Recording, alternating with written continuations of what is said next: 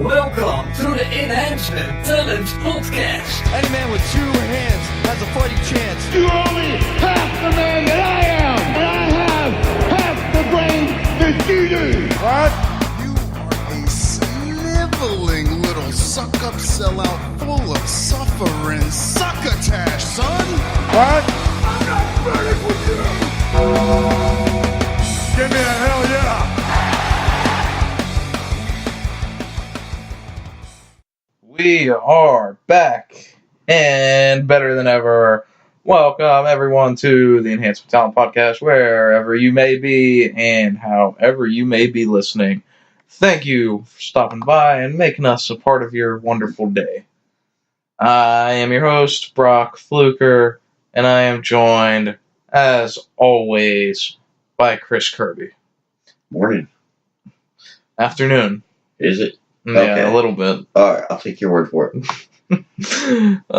So we've got some shows to review. Just 2? Yeah, just 2 this week.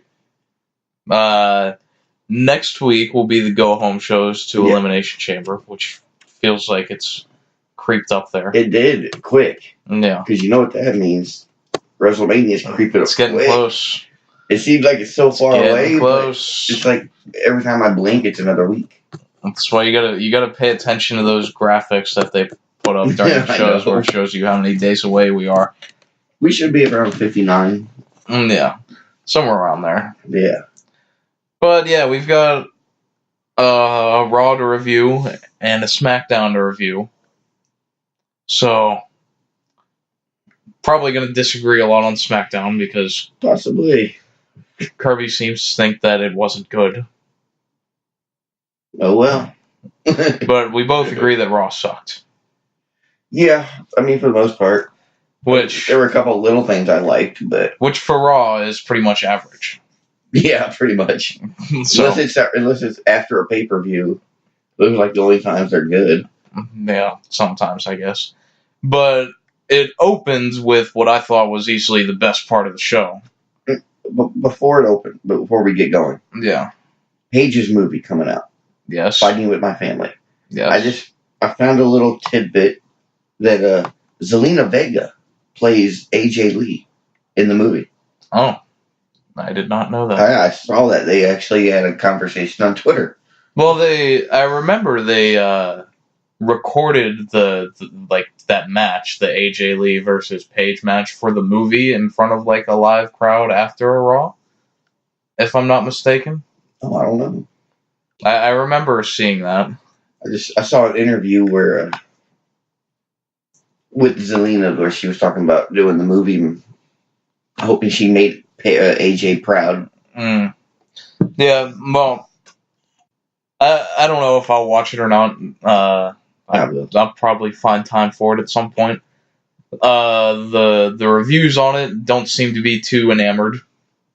I never go by reviews. No, I don't either. It's Usually the ones that they say suck are the ones I like. yeah, but most of the reviews just said like it's every sports story movie you've ever seen. Yeah.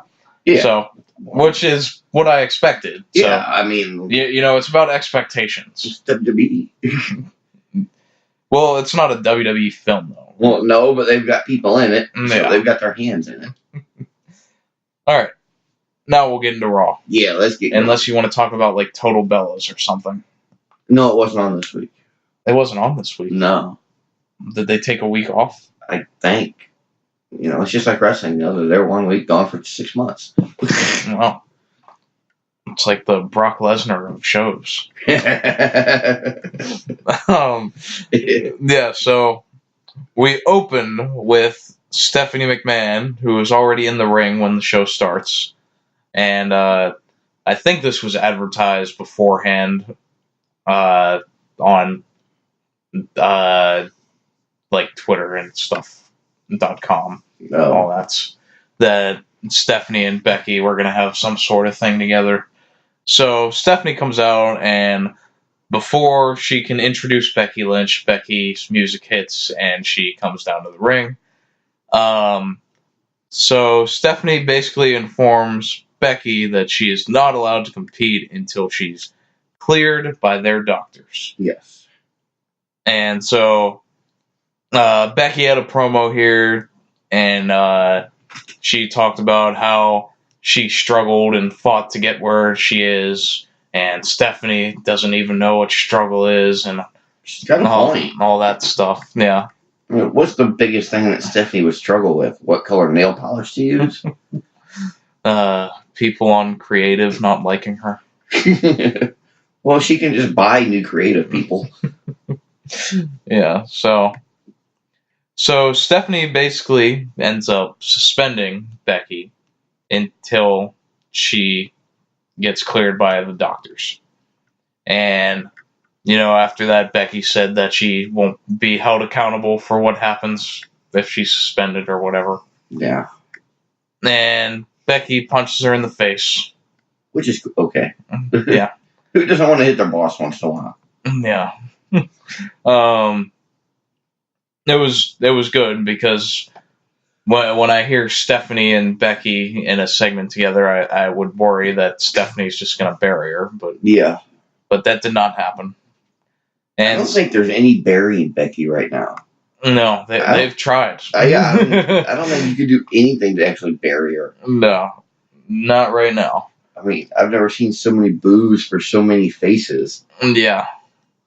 So she tries to put Stephanie in the disarmor, but the refs and security come to break them up. And Stephanie, and this wasn't really highlighted until later, that she inadvertently, quote unquote, kicked Becky in her injured knee. Yeah, sad part is I saw it when it happened. I didn't even notice it. I did only because I noticed the way Becky fell.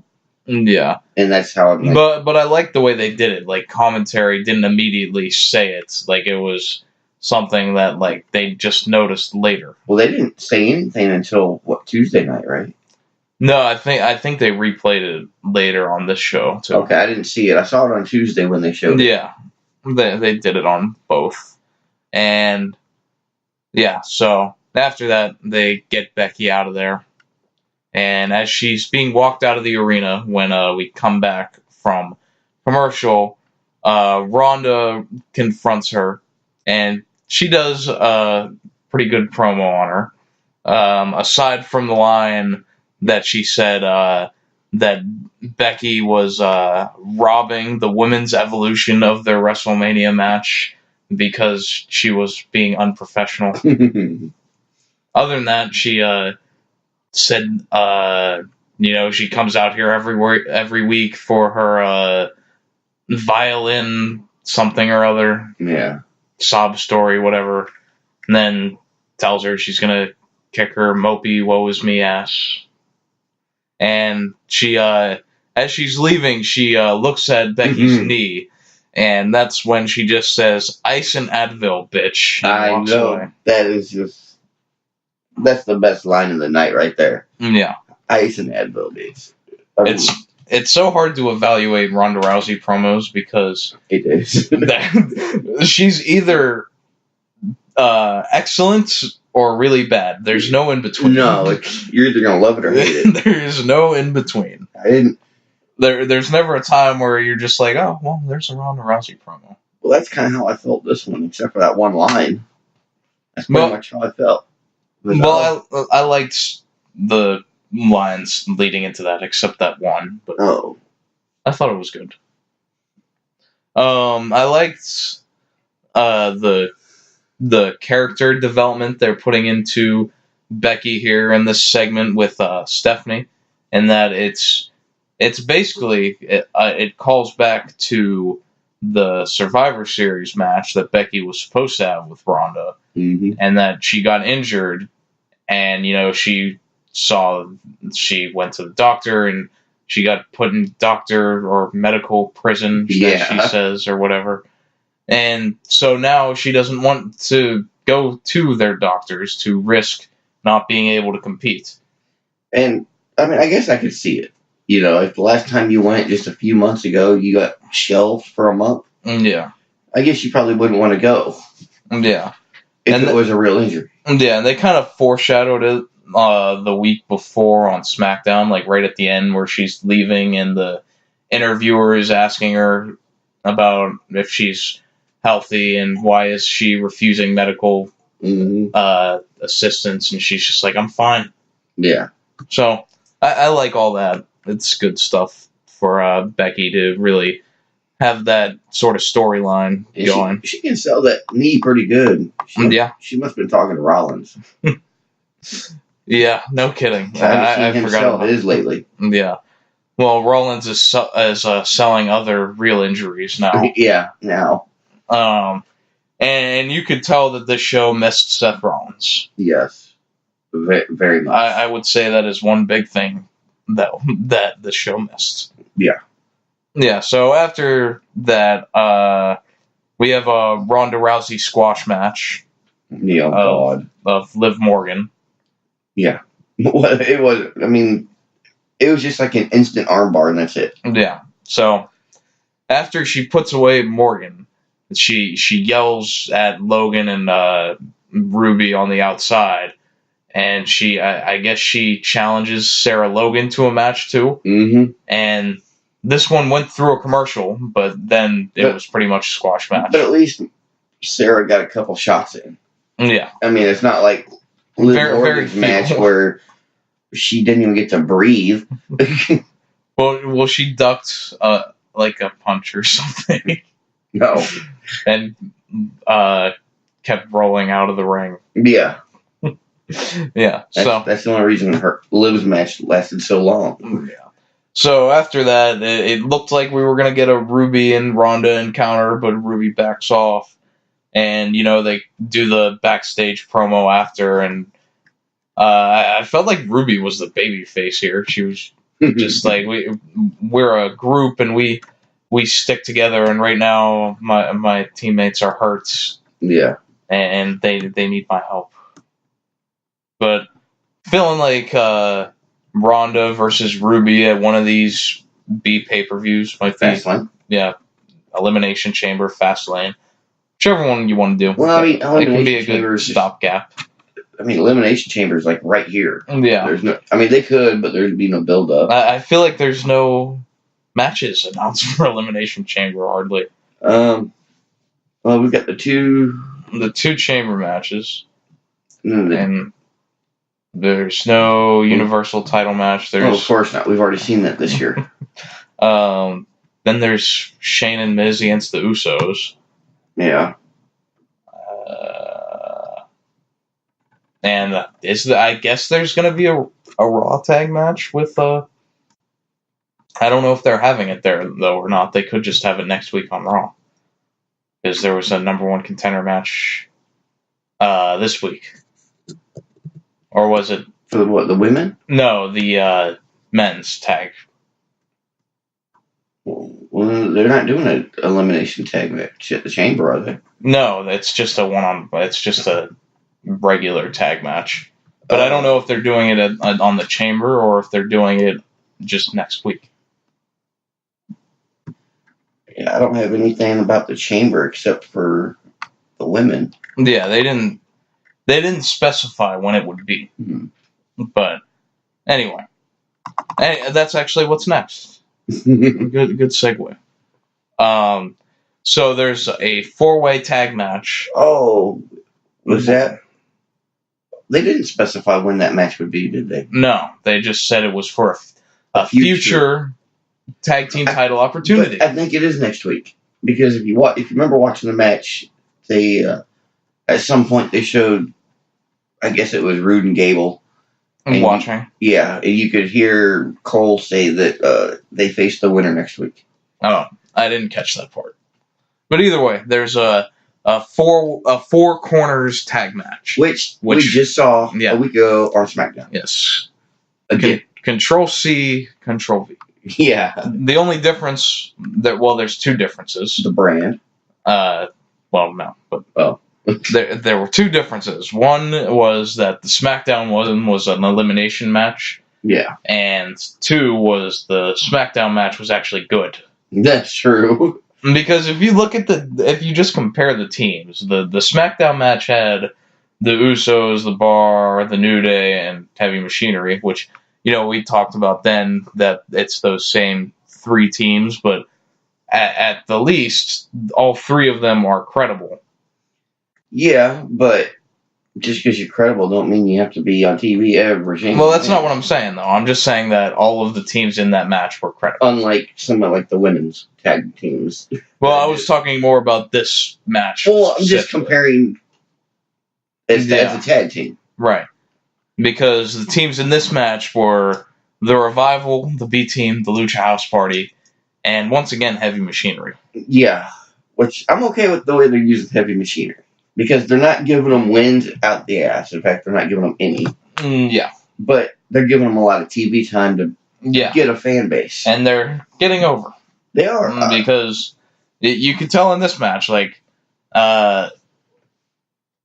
when Otis did the Caterpillar, that got a big pop, like, before, like, just when he was setting up to do the move, which was good. Yeah. Heavy Machinery were victims of the new trend that we talk about all the time, that they lost their last names.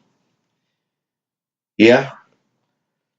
We would like to say a prayer for their last names as they enter the warehouse. Vince McMahon's abyss of names. You know the warehouse where they have like all the old stuff that they don't use anymore, like the gobbledygooker suit and all that. And all the billions of caskets. I think in there is just like the names that have been dropped. Like there's Cien Almas sitting there. There's Alexander, Adrian, Langston. And now you can add Dozovic and Knight. Yep. Which makes Tucker Knight's nickname not make any sense now. Because his nickname was All Night Tucker Knight. Well, they called him Tucker Knight on Raw. Well, they took it away on SmackDown. Oh. They changed the graphics. Because... and on .com, they're changed. But oh, my God. But, I think it was, like, either Corey or Renee that still called them that, but Michael Cole just called them Otis and Tucker. Man, they just need to quit doing that crap. We are fixing problems that don't exist. They're creating problems just for something to do. Yeah. So anyway, this match wasn't a bad match. It just wasn't much to it. No, there wasn't a lot. That Heavy Machinery, they were really over, which was good. Grand Metalik did a cool drop kick into a moonsault, which was nice. Yeah. I think it was on both of the Revival. He hit the drop kick on one and then landed in a moonsault on the other.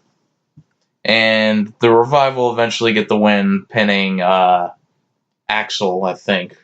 It was either Axel or Dallas. It was one of the loser team, B team. One of the B team. And yeah, on a shatter machine. So we'll get Rude and Gable against Revival. Again. Whenever that is. Because, I don't know. I mean, I don't know if the Revival are actually going to ever win. Well, maybe it's like, well, if we get one more shot, if we don't win, we're out of here. Yeah. They still have some time to wait. Yeah. But maybe they're just tired of it, so I don't know.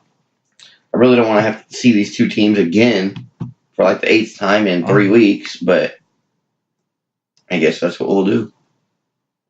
So, there's Kurt Hawkins and Zack Ryder backstage. This was nice. Kurt Hawkins is like questioning why Ryder would even want to tag with him because he's a loser and he's lost 250 straight matches over the last 2 years. 256. Yeah. And Ryder, this turned into a storyline that last week they spelled Zack Ryder's name wrong. I didn't even catch it. Oh, did we not talk about it here? I don't think so. Yeah, they spelled it Z-A-C-H on their thing last week. And I don't know now if they did that on purpose or if they just ran with it. Yeah, I mean, they could have. I mean, it could have been an accident they turned into the story. Yeah. Or it could have just been intentional for the story. Yeah. And It's hard to see something like that getting out on accident though. Yeah, that's what I kind of thought at the time. Too many eyeballs on that stuff for it to be messed up. Yeah, so Ryder's just like, I've been here for 12 years and they spelled my name wrong. Yeah. Well, you don't do anything. You can't drag me down because I'm already at the bottom. Yeah. He basically says. But they've got so much chemistry together and history together. Yeah. I mean, I don't remember seeing them actually tagging. It's been a while, of course, back when they were edgeheads. Yeah. But I guess I wouldn't mind seeing it just because I like Ryder, and I'm just feeling bad for Hawkins. It's something different. Yeah. And maybe they can get a win over, like, the Ascension or something. That can be a storyline that they struggle to finally get a win over the Ascension. Yeah, that works too. Yeah, so Ryder says that they're going to get Kurt Hawkins a win, and they're going to do it together. Aww. It's so sweet. So it was hyped up that Kurt Angle was going to have some sort of announcement about his future. Oh, yeah, it was all over the place. I saw it like 3 different spots online. Okay. Yeah. So basically, they were building to a retirement after in the last week, he entered the Royal Rumble and was out in however much, like 5 minutes. And then he lost to Baron Corbin on Raw with not even a finisher. Yeah. In a short match. And then all the way back to when Drew put him on the shelf with his own move. Yep. That's just got to be embarrassing. Tap into your own move. So, Angle has a whole speech, and he's leading to sort of the retirement, but Baron Corbin comes out to interrupt him. Well, that's because he was taking so long. Yeah. And he said Angle should have had this same speech 2 years ago when he was put into the Hall of Fame. And just mocking Angle, and Angle threatens Corbin, saying he'll break his ankle in 2. Then McIntyre comes out and tells everyone to get their cameras ready because this will be the last time they see Kurt Angle. And they both storm to the ring to take out this poor old man. When Braun's music hits, Braun Strowman comes in for the save, and they throw Drew and Baron around until they escape through the crowd. Yeah. Which I didn't really care for, because I don't feel like that's Drew's character. No, he's a fighter, not a runner. Yeah. Now, Corbin, I get. Yeah. I didn't really think it was in Drew's sort of... What they should have done is have, like, Strowman put McIntyre down, and then Corbin take off through the audience. Yeah. And then McIntyre is just laid out. Yeah, they could have done that. That way he wouldn't look like such a wuss. And it's just not him to just up and run. Yeah. I mean, I don't think we've seen that before. No, definitely not. So, I didn't really care for that. See, Corbin is bad for the company. He's a bad influence. Yeah. There is supposed to be a qualifying match for the women's tag chamber thing between Nikki Cross and Alicia, who are teaming together. Which against Sasha and Bayley. And it's a weird combo. Yeah. I mean, Nikki Cross. I don't know if Nikki is a face or a heel now. I guess she's a heel.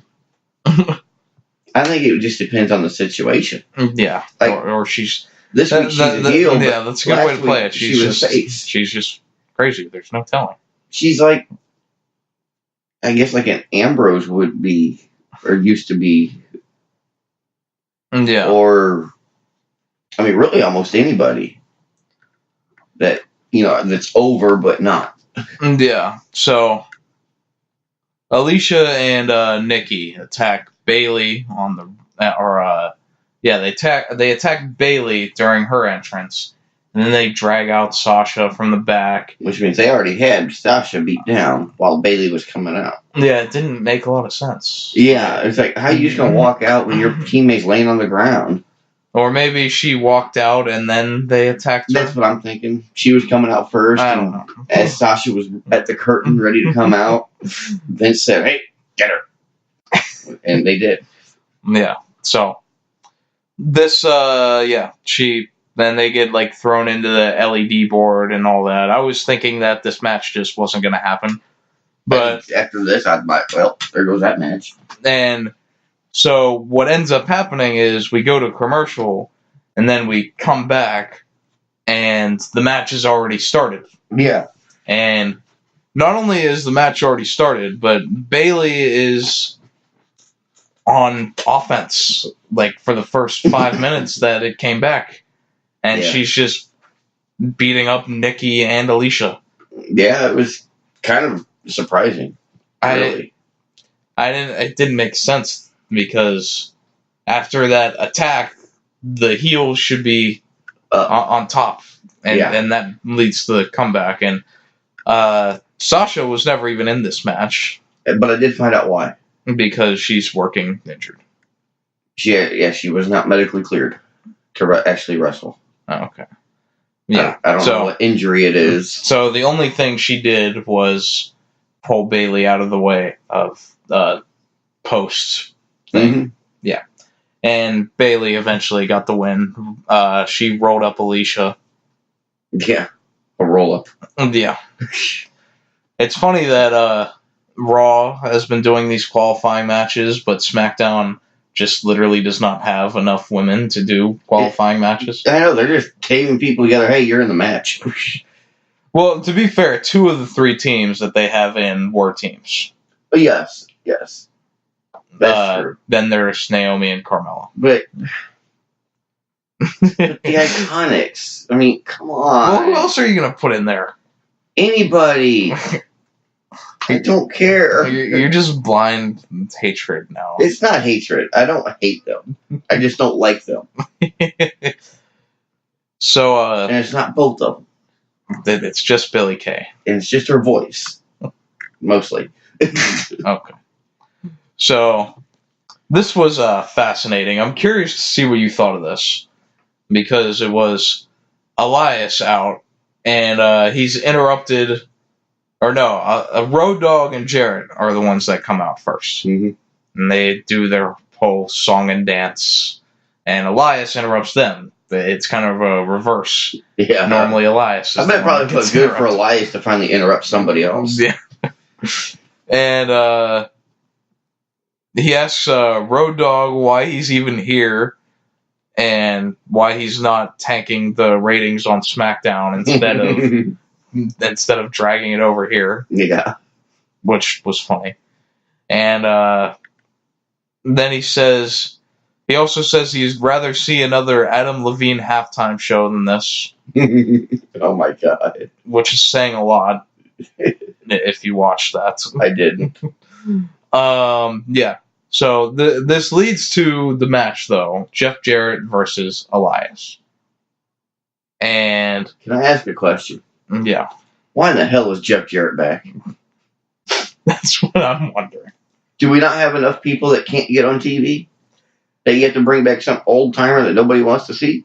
Well, the thing that I saw was that, and it was part of the reason that they turned Elias back heel, is that they had higher hopes for him of being like this sort of mainstream star. Well, if they book him right, he could. And, well, I don't really even know that he can. You don't think so? Not in a mainstream way, like in a wrestling bubble way. Oh, okay.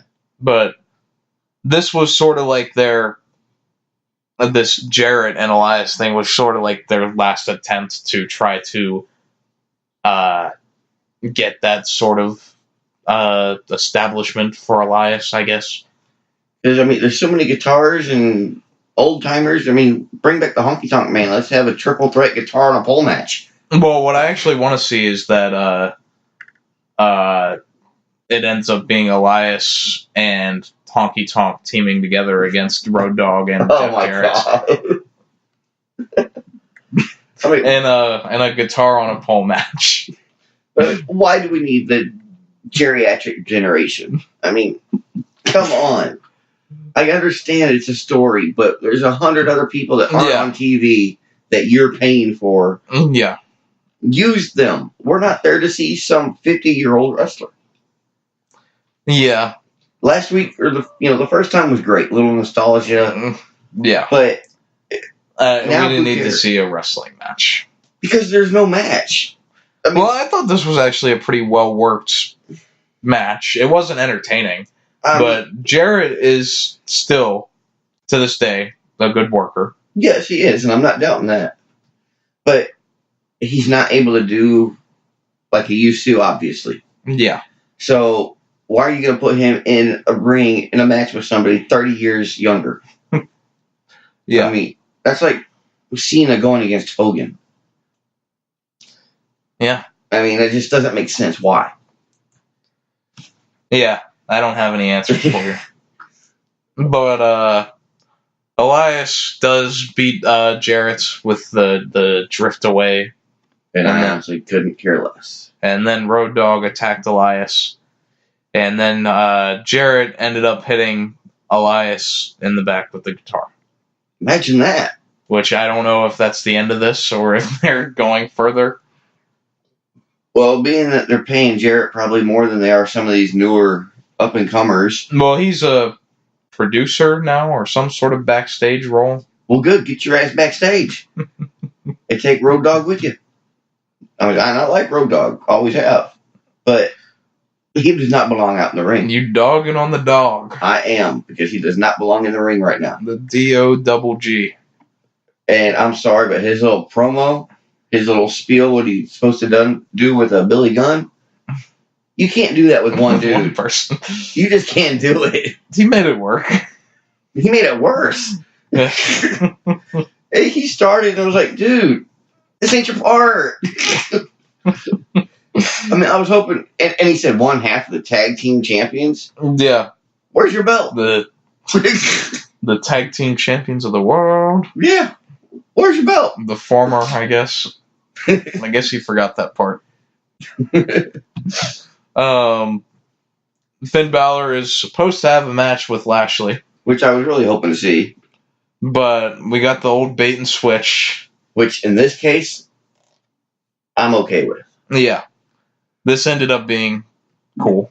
Well, I mean, it actually ended up being, for what it was, a pretty decent match. Yeah. So, Lashley basically says you'll face Leo Rush instead, which I saw coming from a mile away because Leo Rush is in his ring gear. Yeah, he came down in his ring gear, no shirt, no microphone. So you knew it was coming. Yeah. And he says if Finn entertains him, he might give him a match for the title or whatever. But, I mean, if you're on Raw and you're there to have a match, technically there's a contract for that match, right? So how is somebody just going to up and change that match? Don't ask me how this works. I can't tell you. Because nobody else knows either. Especially in headquarters. So, yeah, we end up with Finn versus Leo Rush. And there was one point where Lashley pulled Finn out of the ring, but instead of disqualifying Lashley, he just ejected him. Which we will bring up later. Yeah. This was not a disqualification. Yeah, not a disqualification. He just someone that wasn't in the match pulled someone that was in the match out of the ring, but it was not a disqualification. No, instead he just got sent to the back. So Leo hit a move here that I've never seen before. Which one? He does. It's like a springboard, but he like basically starts to do a baseball slide out of the ring with Finn in the ring. And like he basically bounces back in like from his butt instead of his feet, and he springboards back in and hits the stunner. I saw that. And I was like, wow, I've never seen that before. Yeah, because the cameraman was even just like following him out of the ring. Yeah, he faked out the camera guy, and even Corey called that one out. Yeah, that was interesting. I never saw that before. Yeah, I mean, I'm glad they showed a replay of a different view. Yeah. But, yeah, I've never seen it before. It was pretty cool. Finn does eventually win with a coup de grace in a pretty fun match. Balor was selling the ribs. He had tape on it and all that, and Lashley attacked him before the match to set into that. So that was basically it. And, as Finn leaves, this was weird how they did this. As soon as Finn gets past the stage and to the back, Paige's music hits. Yeah, immediately. Out of nowhere, and we get a Paige sighting. And I'm like, okay, well, what's she here for? And she's just like, oh, hey, did you miss me? Here's my movie trailer. Yeah. And then it goes to a commercial, and we come back, and she's not there anymore. So that was it. Yeah, I don't understand what they're going to do with her. I don't know. She was in a perfect position as a GM. Well, I think she said that she wants to be a manager. Yeah. Which I would like. But I'd like her to manage somebody like in NXT when they come up. Okay. I mean, I don't want to see her go and try and maybe they can give her to Lacey Evans. I wouldn't even want that. I'd want her to manage them in NXT and come up with them. I see. But I mean, they could give her to Absolution. What's that? Oh yeah, that's right. That doesn't exist. I only know of Fire and Desire. Yeah, oh, that's right. Fire and Desire. Oh God, is that actually the name they're going by? I guess it is now. I know that's what they were saying, but it's just I never heard it until this week. I can see it though, just because. So is Mandy Desire or Fire? She would be Desire. Okay, that would make sense. But it doesn't make sense unless Becky Lynch is Fire. Yeah, why is Sonya Fire? I don't know. Destructive. What does she do that is fiery? Burns you? I don't know.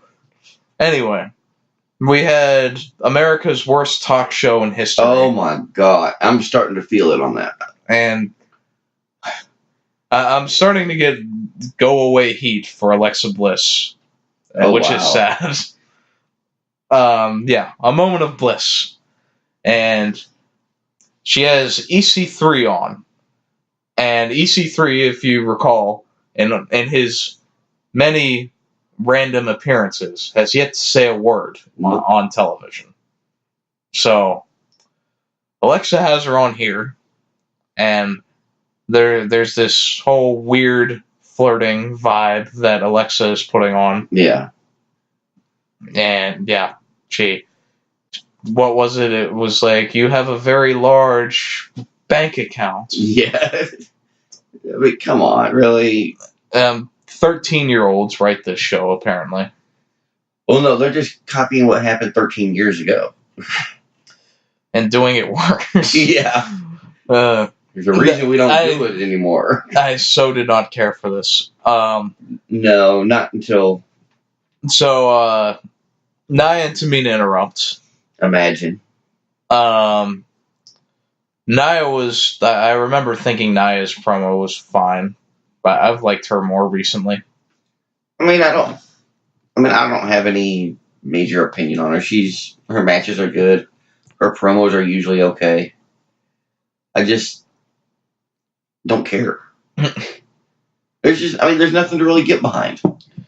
No, not a ton. Like she had the heat with the Becky thing. But that's been 3 months. Yeah, and it didn't last long. It lasted about a month, at most. Well, I think it lasted like a week. Maybe 2. Like it was mostly just that Survivor Series show where she just got the loudest boos. Yeah. And everyone hated her there. And then maybe like the next 2 Raws it was okay. But so when Nia is doing her thing, Dean Ambrose interrupts. And Dean was the only good part of this. Yes, he was. He was awesome. Because he comes out and says, after Nia had pushed him out of the ring last week, he says that it's clear that Nia has a crush on me. Yeah. And what was it he said? He's like, it's not the first time that a woman has not been able to control herself around my raw sexual magnetism. There you go. I was trying to think of the word. So I wish they would have panned over to see Renee's face. I wanted to see her face during this. It's like, stupid. Yeah. So EC3 has the mic in his hand, and Dean Ambrose just slaps it out of his hands. Yeah, I was like, no. And so now Dean is conducting the interview. Yeah. And he asks questions like, who is this? Pointing at EC3, which Alexa Bliss answers for him. And so he asks some rapid-fire questions, like, what happened to EC1 and 2? Yeah, that was cool. And he put the mic to him, and then he pulled it away. Yeah. And he says, are you a Creed fan? You look like a Creed fan. And so, instead of answering, EC3 punches Dean in the face. Yeah. And Renee had her one good line on commentary for the night. She said, I'll have to work on Dean's interview skills. Yeah, I heard that. Yeah, so EC3 punches Dean in the face, and then he just walks to the ring. So, I have come up with EC3's gimmick, though. A mute? Huh? A mute? Not quite. Okay, so when EC3 came to the main roster, it was like he was just birthed, right? So now he's a baby, and WWE is waiting to see what his first words will be. That's kind of funny. And we're still waiting. Yeah. The timer is ticking away, waiting on EC3's first did words. he even go to NXT, or he goes? Yeah, okay. he was. Well, no, because he was a star outside of WWE. Yeah. So I didn't know if he just came into the main roster like Rousey did.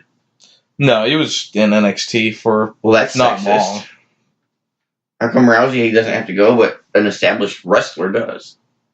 We've had this discussion. I know, but still sexist.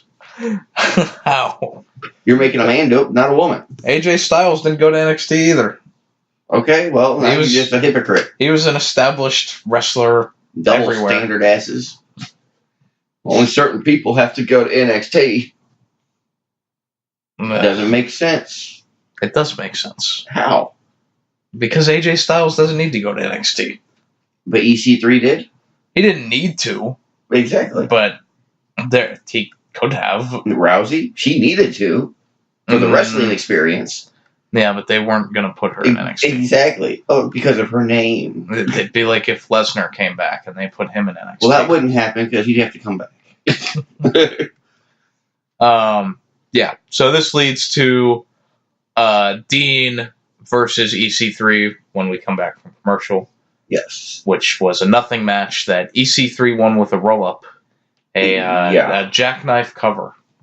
Which is the first time I've seen someone win with a jackknife cover in however long. A long time. Maybe ever. I don't know. But if they're just going to have Ambrose on TV to lose, I don't even want him on TV.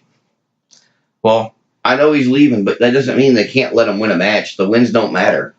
Well, I think he should start wearing sunglasses because he's going to have to get used to looking up at the house lights, brother. I'd just rather not even see him.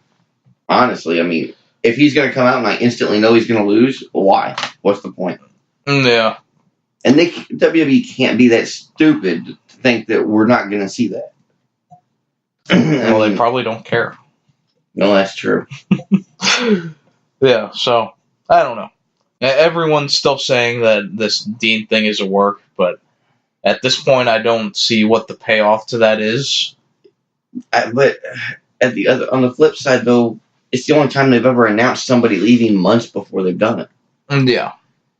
So I mean, which is odd, but which kind of makes it seem like it could be a work.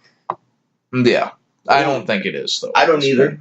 They have to set up. I mean, nothing surprises me, but that's true. Not them. I don't think that it is.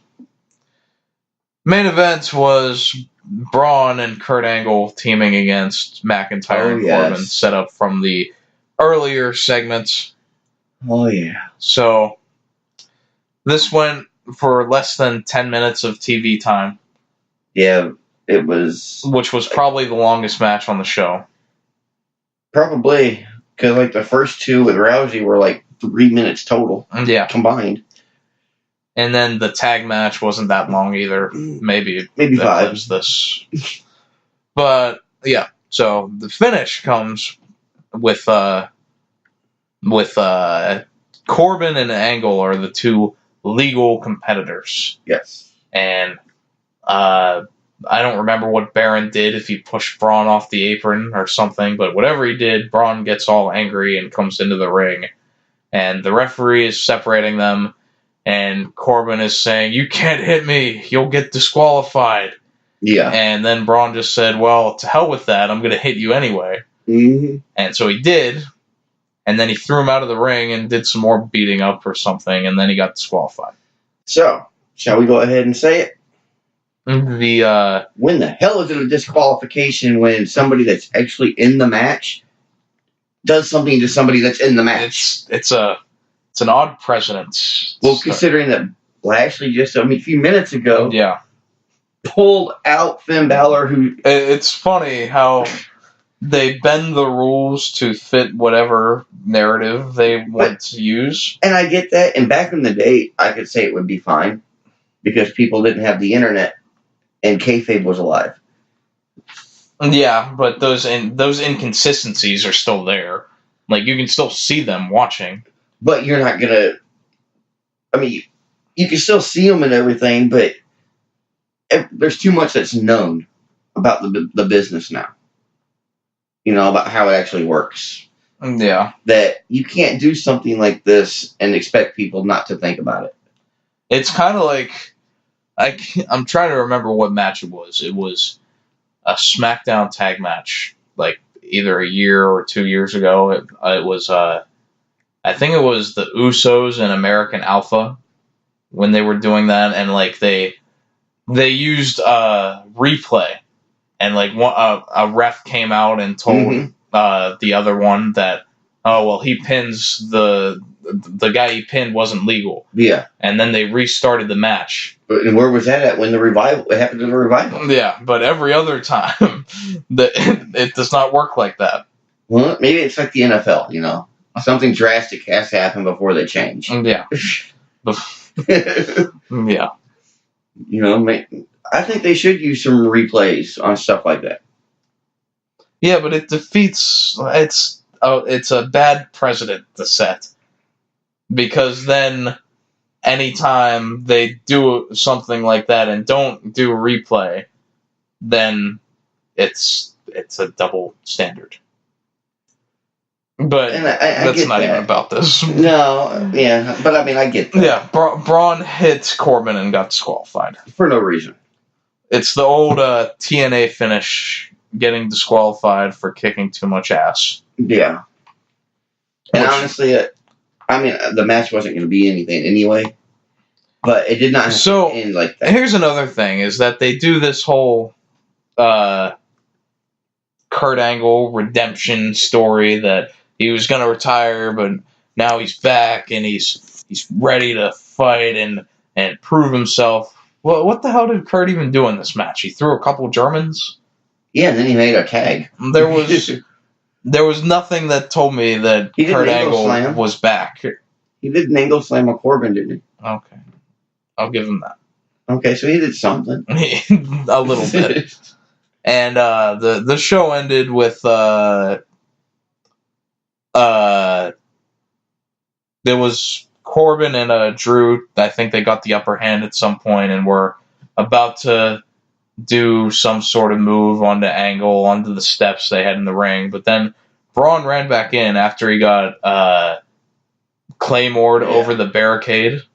Yeah. Which I was thinking like Apollo was going to run out there. But no, Braun just got back up. And then he saved Kurt. And then he choke slammed both of them onto the steps. Which if you notice when Corbin hit, he kind of hit at an angle. Yeah. And I don't imagine taking bumps on the steps is fun. I mean, obviously you never have when you were in school. But just falling on the mat. Yeah. How would you describe that compared to what a chair or a steel step might feel like? Well, there's not going to be any give. True. Because that's what the ring is made for, is to have a little bit of give. But the steel steps are just steps. In steel. Yeah. So not quite painful. Yeah. So and I was going to ask you this anyway. Is there any way to land on steel steps where it wouldn't hurt that much? Well, you have to do it the same way you would take a bump Just on the mat. flat. Yeah, just try to land with your shoulders high. And when Corbin landed, he landed like feet first, and then his back hit the corner of the steps. Yeah, I didn't think it looked good. Not for him, at least. No, McIntyre looked fine. Yeah. But it's like and I noticed earlier, Corbin, when he was supposed to jump, he's like not getting height. When they were going for that double suplex, and Braun reversed it. If you watch, Corbin didn't even get up in the air. He kind of just went up and over. He went sideways. I don't know. Maybe he's just not that athletic. He's not getting any height. Yeah. So, obviously, he forgot leg day. All right, shall we roll into SmackDown? That was Raw. Yeah. So, SmackDown, we open with Charlotte. Imagine. The entitled one herself. So, yeah. And she does a whole promo saying that, Becky is suspended and injured. So, if you need someone to face Ronda at Mania, I'm feeling pretty healthy. Yeah, you were healthy in November. You still couldn't do it, so back off. And she points to the WrestleMania sign. Like every other dumbass that isn't going as of now. She points at the sign for, like, forever. Yeah. And I was like, what is going on? Somebody missed their cue? But they did it perfectly, because then eventually you see that Becky is like standing underneath it in the crowd. And I get that, but the fact that she was standing there pointing at the sign for so long, she might as well have been checking her watch while she's pointing. Yeah, but it was like she realized that Becky was there. Yeah. And she was like, "No, you're suspended. Yeah, security. You're not supposed to be here. Make sure she's got a ticket." Yeah, that was funny, I thought. And, yeah, because you don't see that very often. And she also said that it's one thing to steal her dad's catchphrase, but now she's stealing Roman Reigns' entrance. Yeah, which I don't even think anybody even heard her because they were so screaming for Becky. But I would also say that is the Shield's entrance. It's not just Roman's. Yep. Because when Roman was on his own, he didn't always come to the audience. No.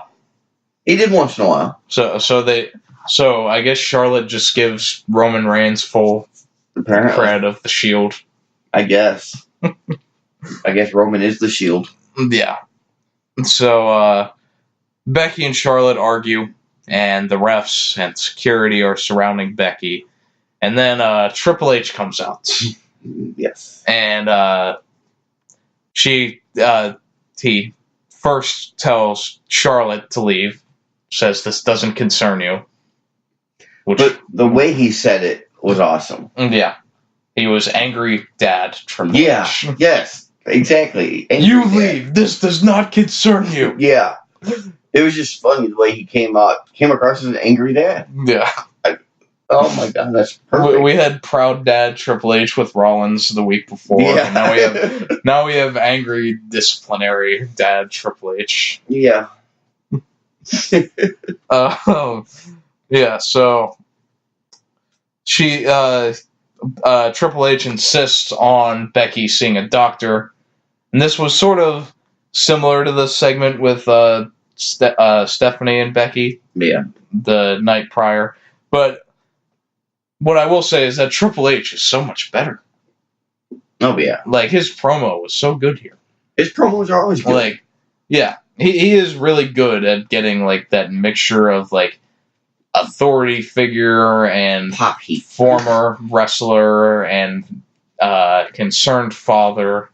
He gets a big pop, but it's heat. Yeah, that's right. I mean, to me, that's what he is. He gets pop heat.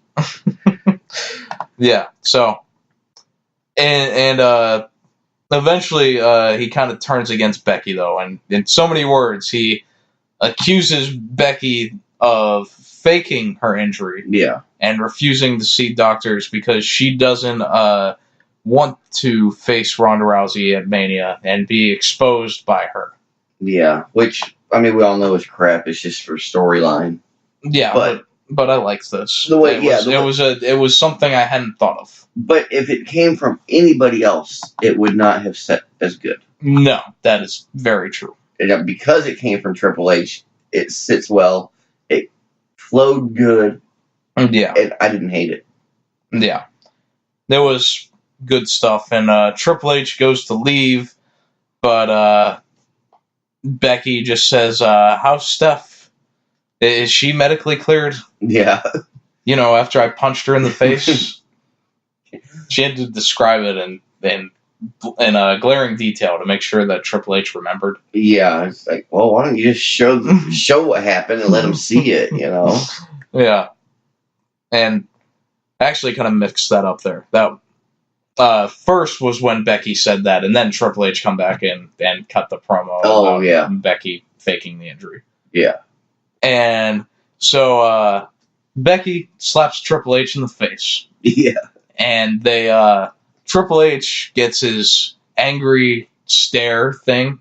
Yeah. Which I've seen him do 1,000 times where like he's like nose to nose. Like I've seen this with like Cena and Orton. Even nose to nose, he's still like 4 or 5 inches from you. He got a big nose. Yeah. And you were just waiting for them to kiss practically. Kiss or hit. Yeah. Something. I was waiting on something. Which was always the joke with him and Orton, where they're just like rubbing their noses on each other. Yeah.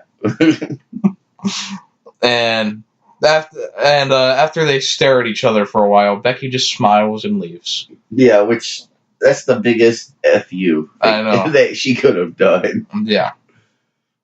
Cool stuff. And she went out through the audience the same way she came in. Yes. We had the odd pairing of Shinsuke Nakamura and Rusev against Luke Gallows and Carl Anderson. Okay, now, they're the Good Brothers. Yeah.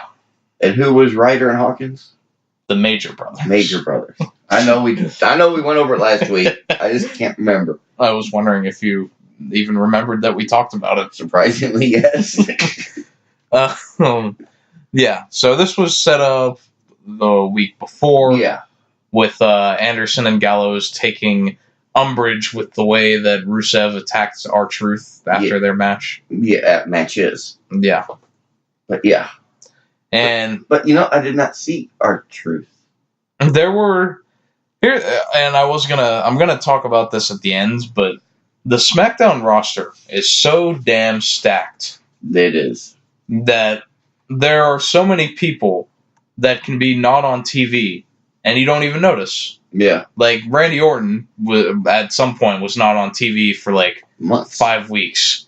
And you never were like, God, I really miss Randy Orton. Yeah, there's too much. Like, on Raw, Seth Rollins is out for 1 week, and you're like, God, you can really tell this hurt. Yeah. Yeah, well, it's like when Roman first left, you could tell. Yeah, but with SmackDown, they have, like, just the guys that weren't on the show. The United States champion wasn't on the show, R-Truth. No.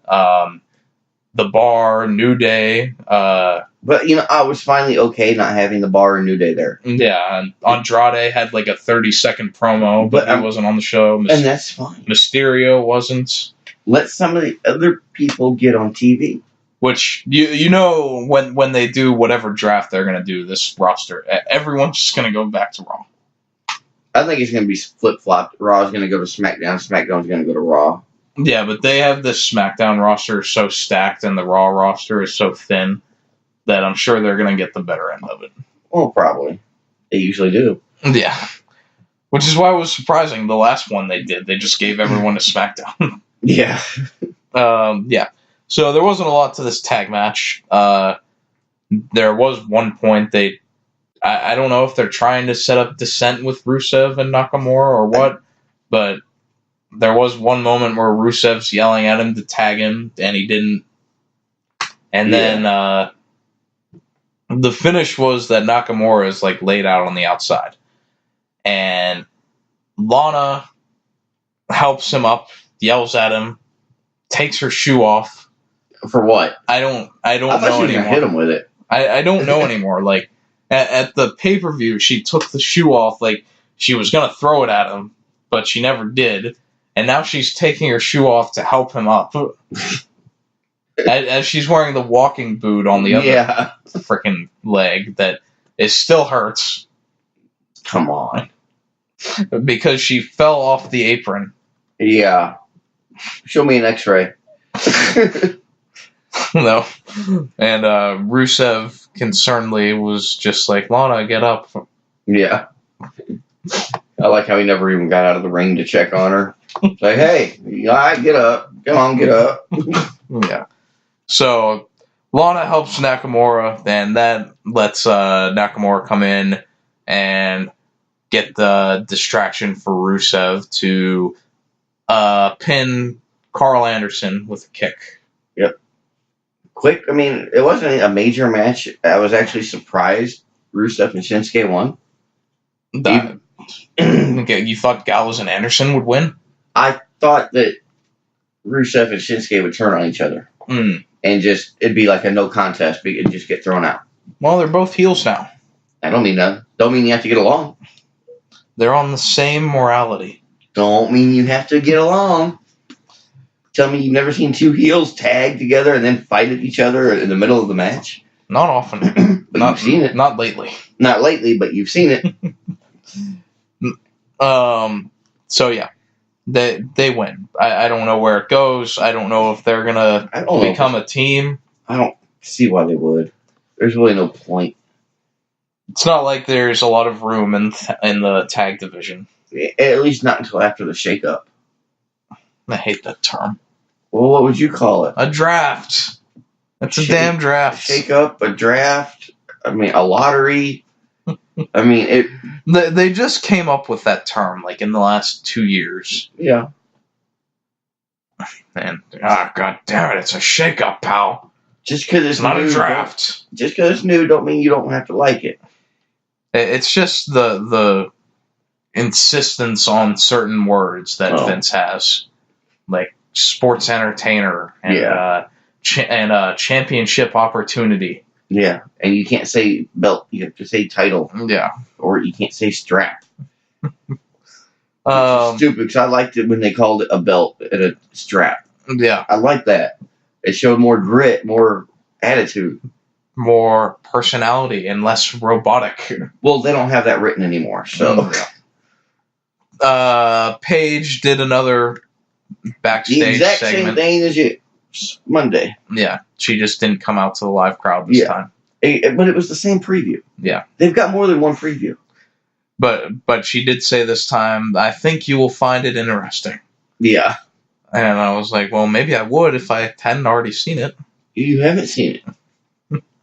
But it does come out, the 22nd everywhere? I don't even know. It comes out the 14th in New York and LA, and then the 22nd everywhere. Oh, okay. So when I get to see it, I'll let you know.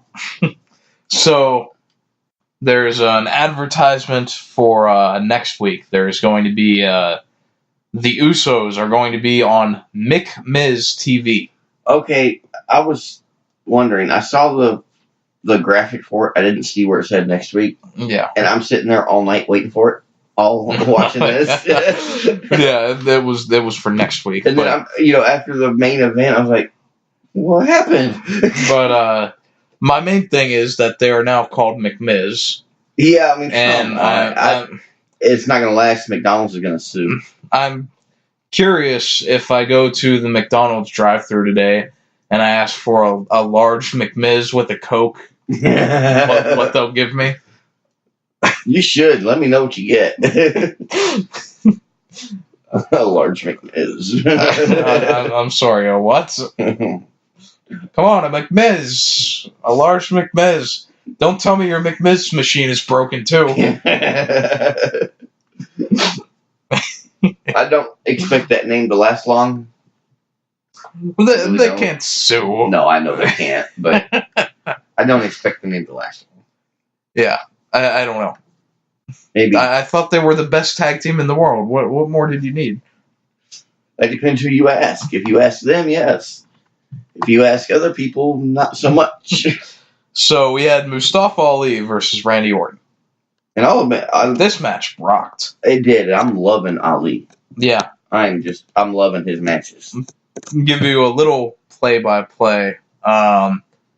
They do like a break in the corner where the ref pulls them apart. Yeah. And Mustafa Ali chops the absolute piss out of Randy Orton. Oh my god! It wasn't just a backhand slap; it was a full palm slap. Yeah. Yeah, that looked painful. I think the urine from Orton is still somewhere in the canvas there. It was hard hitting early. Randy Orton does the thing where he drops his opponent onto the announce desk. Yeah, the backdrop. Yeah. And later on, Randy goes for the draping DDT, but Ollie kicks him in the face, and either Orton's tooth flew out or he spit into the air, which is probably the more likely thing, but yeah, you could see it. It was a nice visual. Nice. And the finish was nice too. Oh yes. So the finish was great. Ollie is going for a move off the top rope, probably a tornado DDT. Well, he was facing the wrong way. Wasn't he going for the 054? Well, no, this is when Orton is standing up. Oh, okay, this is before. And Orton goes to hit him with an RKO. Yeah. But Mustafa Ali pump faked him. Yeah, I know. I've actually never seen anybody fake Orton. Well, I remember the one match they did, Styles versus Orton. Styles acted like he was going to do the phenomenal forearm, but then when he got on the ropes, he hopped back down, and Orton went for the RKO and just fell. Okay. And so after that, Ollie hits Tornado DDT, and then he goes up for the 054. Okay. And that's when Orton gets up, and he just yanks Ali's leg out from under him, and just pops him in the air, and hits the RKO. Which I'm not understanding how he grabbed one ankle of Ali's, and that caused Ali to bounce up and jump off the top rope. Well, it's momentum. I could understand if he had both ankles, but not with one ankle. One person holding on to one ankle is not going to bounce you up and lift you up, unless it's like Braun Strowman. We're getting too detail oriented here. Well, they're making it look so stupid. It wasn't that bad. That's the only issue I had, was just that one thing. Because you're not going to you can't grab an ankle. It'd be considerably harder for him to grab both of his legs, pull him out, and then still get in position for the RKO. No, that's why he should have waited till he was in midair with the 054. There's not enough air time. There's plenty of air time. He's a small cruiserweight. He can get some hang time. You're going to kill someone doing that. Wouldn't be the first time. Because, for him to do that, I think Orton would just, would not even get up. He would just, sit there and then just let Ollie land in his arms. I just didn't get that one part. Just holding one ankle. That's going to make the whole thing. Yeah, I don't know. But the actual RKO was awesome looking. Yeah. Just, of course, leave it to Orton. He's always coming up with a new way to do it. Yeah. And this showed that, when there's two different Randy Ortons, and there's the one that doesn't give a fuck. Yep. And he'll put it on autopilot, and the matches will still be good. But then there's this Randy Orton, where I think he went out of his way to help Mustafa Ali get over. Yeah. In defeats, because Orton sold awesomely for Ali throughout this match. Yeah, he did. He really did. And it's matches like this that make me like Ali even more. Yeah. So after this, Samoa Joe comes out, and out of nowhere, he puts Randy Orton in a coquina clutch. Yeah. And he just sort of kicks Ali out of the ring. And as Joe is leaving, Brian comes out, and he's just standing at the top of the stage. And Joe starts to walk towards him, is going to confront him, but then out from the back, the big lumbering Eric Rowan steps in front of Brian, and it's just like, what you going to do? Yeah. And Joe's like, all right, I'm cool. I'll go to the back. I think Joe would whoop Rowan's ass, though. Probably. I wouldn't want to be anywhere near Samoa Joe. No. That's a bad man. Yeah. Even if though it's entertainment, he just looks like a dick. Yeah, exactly. And it may not be, but he sure plays it if he's not. He puts it on good. I love the way they're building to this the Elimination Chamber match with the 6 people in it. Just the build to it is just, we're all gonna keep fighting each other, and then we're gonna get in the chamber and we're gonna fight each other some more. There's no the way they're set it up this week is like Joe's gonna come out on top. Yeah, it feels like they're really pushing for something that he could win. But I think Samoa Joe falls under like the Bray Wyatt curse sometimes of that he talks a great game, but he never wins a big match. Yeah. And I think that's just sort of the role that they see Joe in, is that he's not there to be on top and at this point in his career. And it could be. I don't know. But either way, well, we'll see. I don't imagine Joe will win, but who knows? Never know. Yeah, so anything can happen in the WWE. It really can. Jinder Mahal won a WWE championship. Yeah, no doubt. I mean, that should tell you anything. Carmella won the women's championship. Yeah. She beat Asuka and Charlotte twice. It hasn't done crap since. It took a whole year for Asuka to recover from that. Yeah, I know. But come on, it took you that long too, going from undefeated to Carmella beating you. And James Ellsworth beating you. Yeah. Essentially. Yeah. So this is where Daniel Bryan comes out for his promo. He's introduced as Washington's favorite son. Yeah. As they're somewhere in Washington. But they are on his side. They're cheering him. And so Bryan basically becomes a babyface to this crowd. And I love the way he did this because, he says, like, finally I'm around people that understand what I'm trying to do. Yeah. And so he says, like, but unfortunately we're appealing to a worldwide audience. So I still have to cut my heel promo. But I like you guys, pretty much. Yeah. What is that belt made out of? Hemp? Yeah. 100% organic fallen oak. So he should be called the Whole Foods Heavyweight Champion. Yeah. So I'm sorry, that belt looks like crap. I like it. I mean, for what it is, it looks cool. But I'm sorry, you're supposed to be a champion of the world. Well, what I like things that are personalized for someone. And I get that. And and he kind of alluded to it here, is that this title symbolizes what I'm fighting for. And I get that, but when you redo a belt, that means that person's going to have that belt for a while, usually. But except for like in Naomi's case, I forgot that existed.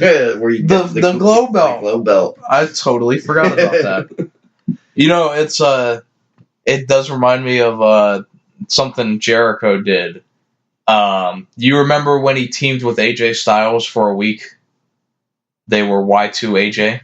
Yeah. So what they did was the first week they tagged together, they they made shirts and sold them in the arena.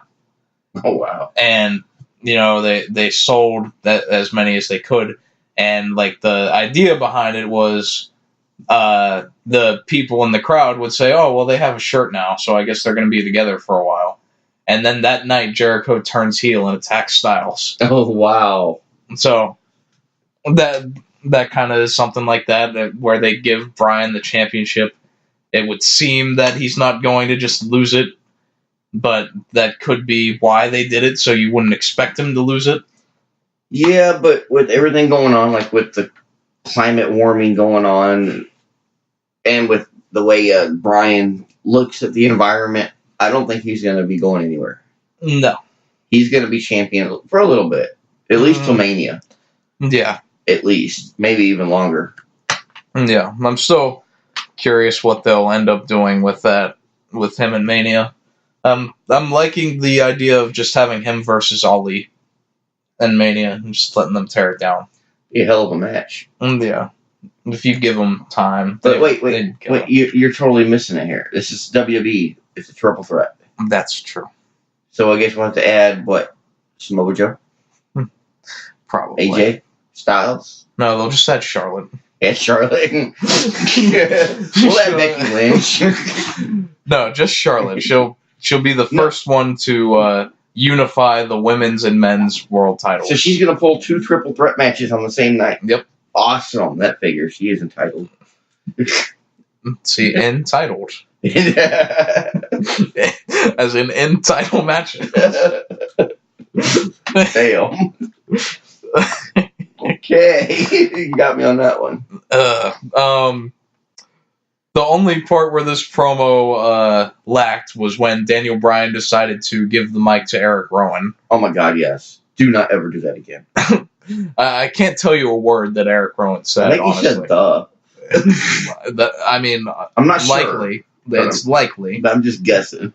And the crowd started wutting him. Yeah. And that's when Bryan was like, how dare you what my intellectual peer, Eric Rowan. Intellectual my ass. Yeah, Rowan doesn't look like the most intellectual guy. No.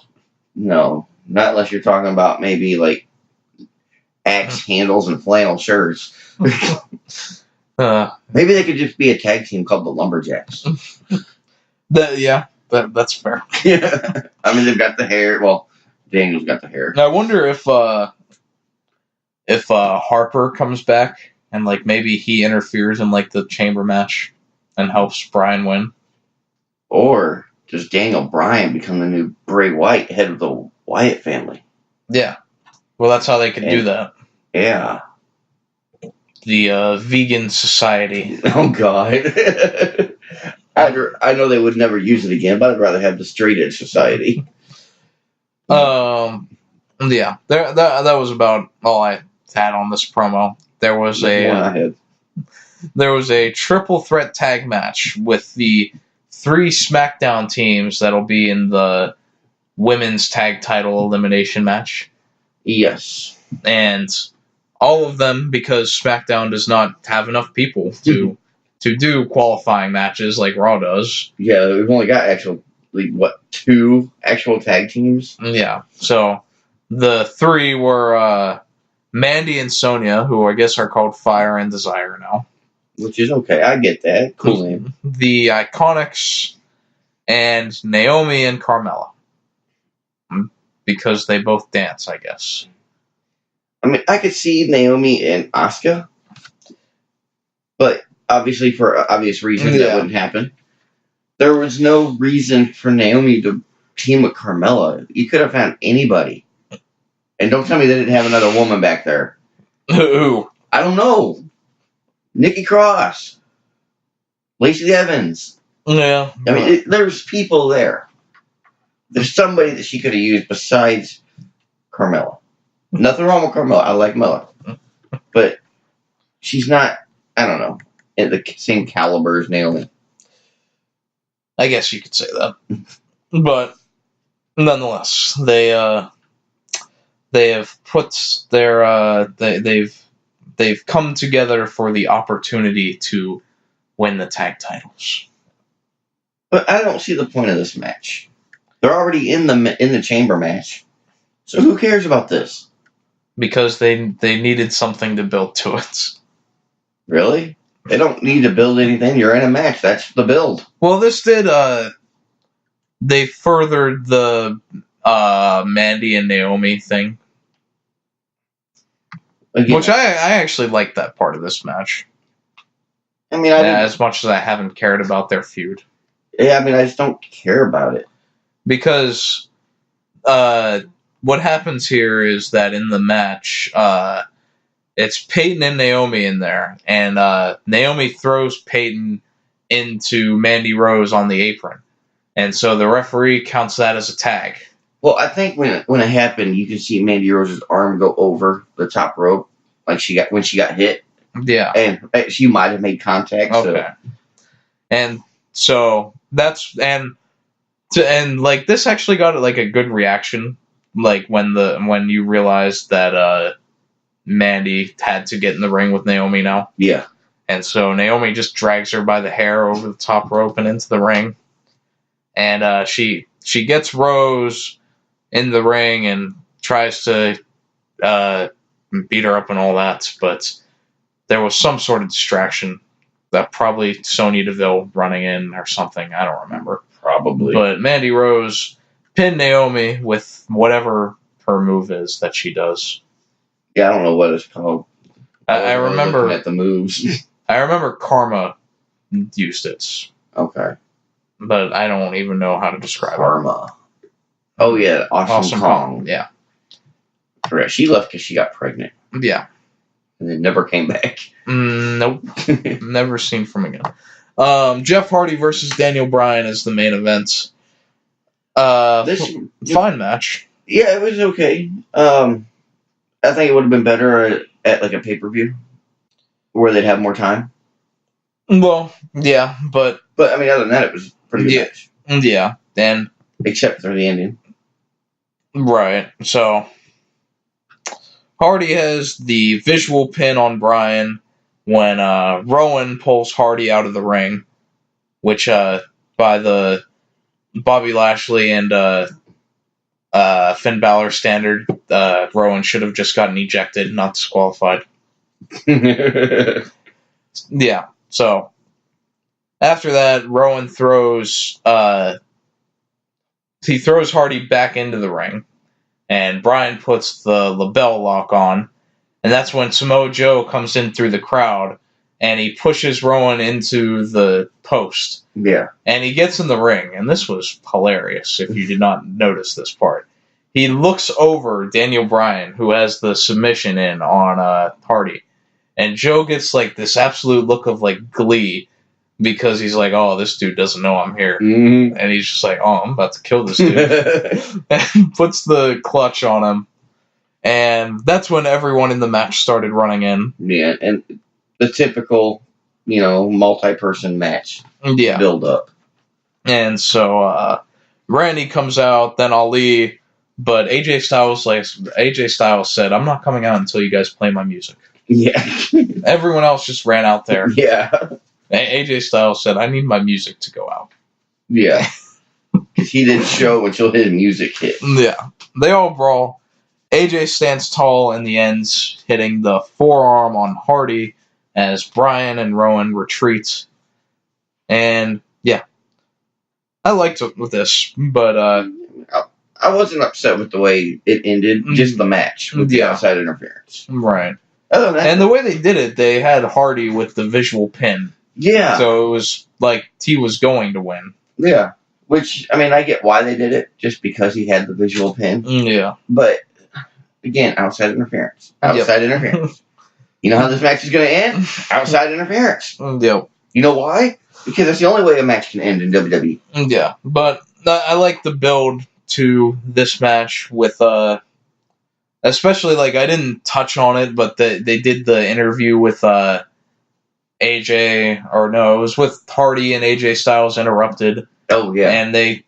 And AJ tried to be friendly at first, but then they sort of butted heads. And it sets up, like, there's, like, a lot of times in these multi-man matches, it's like, oh, well, it's every man for himself. Yeah. Nah, we already know that. Yeah. All these dudes are gonna beat the hell out of each I other. mean, everybody in this match, minus Ali, is experienced. Yeah. So they know what a match like this means. They ain't no friends. There might be a quick alliance to get rid of somebody. Yeah. But if you remember in pretty much every other Elimination Chamber match in history, Mm-hmm. when someone has a pin on somebody else wants to break it up. Why? It's an elimination match. Get rid of the people. I only see that happen sometimes. I think I could probably say it's happened every Elimination Chamber match. Every year. That, instead of letting somebody get a pinfall so somebody gets eliminated, they just want to break it up and keep that person in the ring. I noticed that in some elimination matches. It's like the Rumble, Instead of helping somebody throw somebody over, they attack them. Yeah. Same thing. They hit the guy trying to throw the other person out. It's like you're supposed to be trying to win the match. Yeah. So, that was SmackDown and Raw. Not horrible, not great, either one. They were average. They were okay. I thought SmackDown was above average, and Raw was average.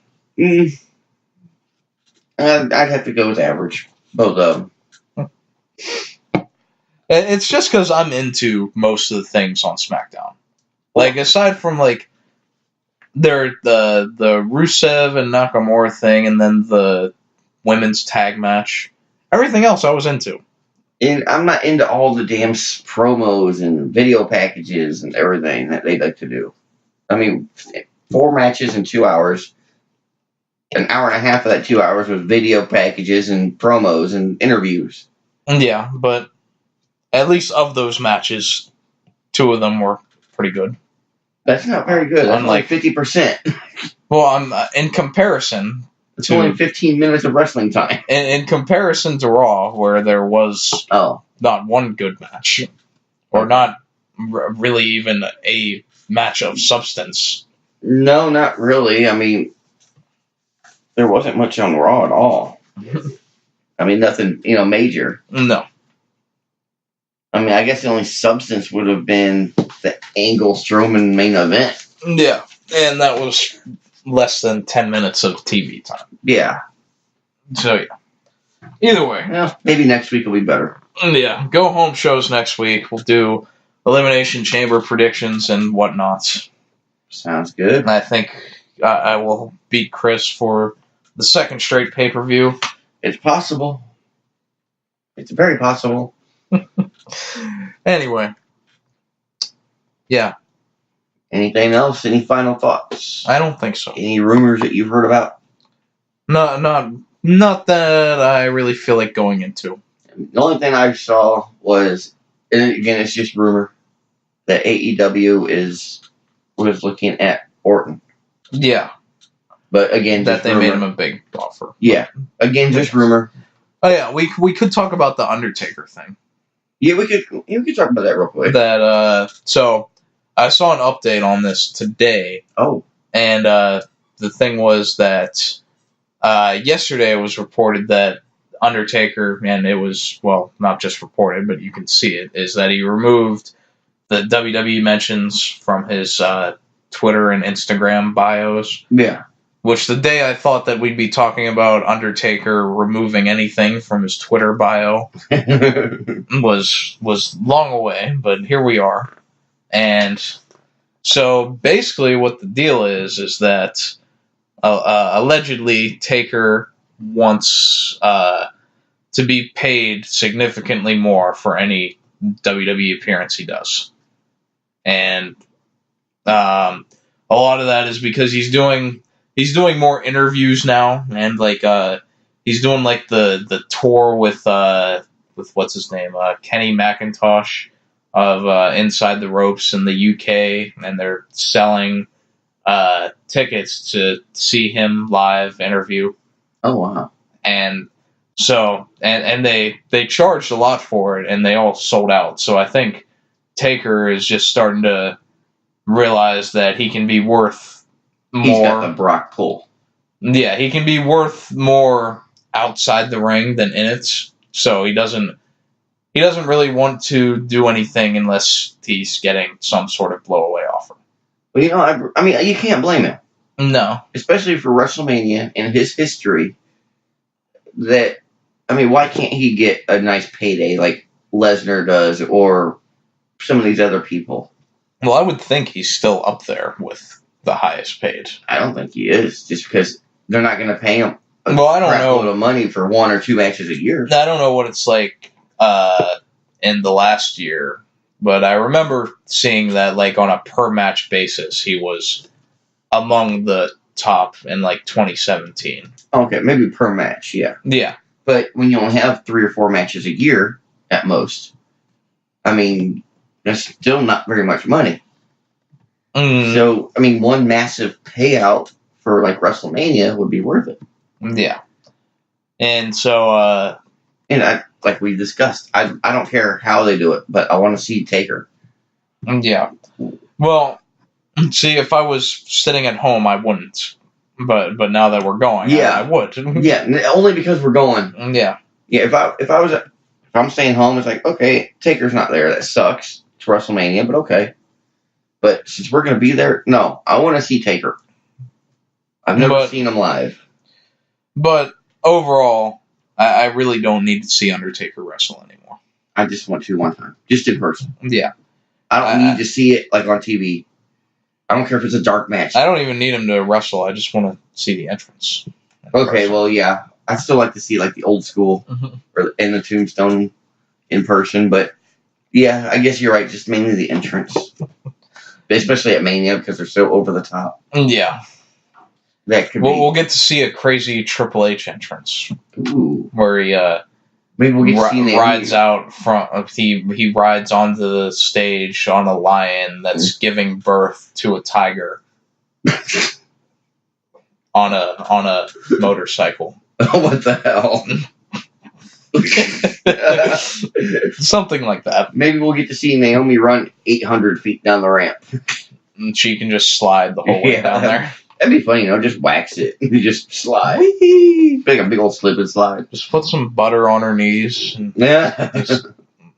or just make like a big slip and slide. That's what I'd do. Yeah, just roll the whole thing. I mean, well, think about it. Okay, they always put like baby oil on. So why not just get a big old tarp and spray it with baby oil and let them slide? Just have EC3 roll down the ramp. There you go. it'll be good to go. Yeah, the comment they made on that. I think it was Renee that made that comment. Yeah, something about baby oil. Yeah, about look at all that baby oil. And there wasn't that much. He looked like a young Hulk Hogan. But the most of the baby oil was just right in his torso. Like where his six packs were. Not the rest of his body, like some of them, where like they bathe in it. That's what you would have thought Hogan did. Yeah, he was glistening. Yeah, he had the pregnancy glow. All right, we'll get out of here now. Yeah, we'll go. I forgot to say it at the beginning again. Review us on iTunes. Damn it! I'm telling you, put that in the intro. I keep forgetting, but. Yeah, review us on iTunes. We'll love you forever tenderly. Because you'll be the only one. Yeah. Other than myself. You don't count. And I already love myself every night. Okay, now. This is a family show. Supposedly. Okay. Until next time. We will wrestle you later.